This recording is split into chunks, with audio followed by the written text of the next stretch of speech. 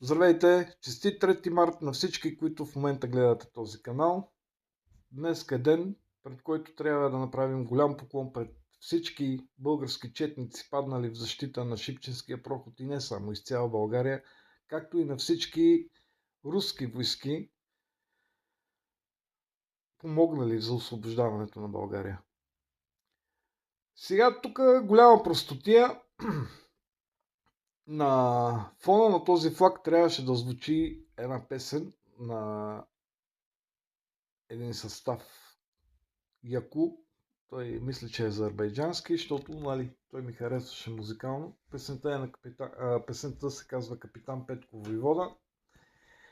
Пробвахме няколко пъти и YouTube ме изхвърля. Некакви права. Дрън, тапляс. После се опитахме да сложиме химна. Пак дрън, тапляс. Авторски права и така нататък. Сега искам да ги запитам те от YouTube. Когато аз си пусна от една MP3 песен и я слушам цяла ден, защото тя е свободно излъчваща се в техния канал, аз не нарушавам никакви права на човек, който е пуснал песента. Тоест, мога да си я слушам без да плащам за нищо.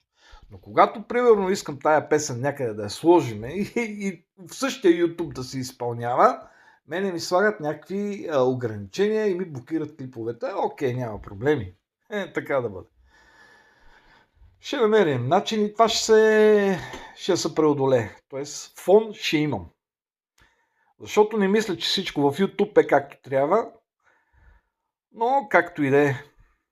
Днеска трябваше да звучи поне химна на този флаг.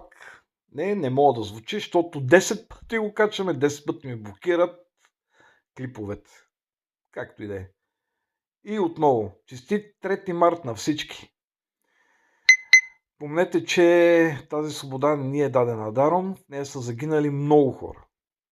Много хора. Българи, руснаци и каквито се сетите още там славянски народи. Не само славянски. Всички те са дали нещо за освобождението на тази държава. И каквото да ви говоря днес, защото днес и по телевизията чухме, че видиш ли, руските войски са имали империалистични намерения, то аз искам да попитам следното. Британия като империя тогава, имала ли изобщо за цел България да се освобождава някога? После тези мизерни договори, които са скъсали идеята за Сан Стефан, имали ли са за цел да има такава държава като България на такова положение и с такава големина? Не са имали. Може би и руснаците не са имали. Не знам. Но те са единствените, които са решили, че видиш ли тук повече турци не трябва да има. Така, господа, политици и всички, които слушате това нещо. Помнете, тази свобода ни е дадена даром. Ние също сме се били в нея, но основната помощ идва не от Запада, които с появяването на Сан Стефанска България на момента са искали да разкъсат това нещо. Там ни са помогнали руснаците. До чуване.